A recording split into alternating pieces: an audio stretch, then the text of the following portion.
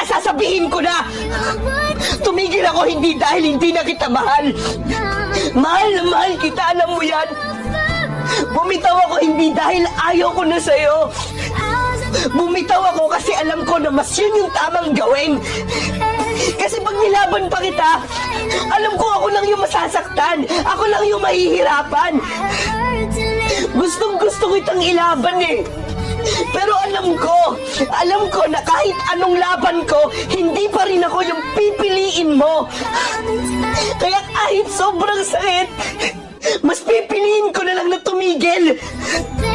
Kasi yun lang ang alam ko na tanging paraan para maging malaya kang mahalin siya.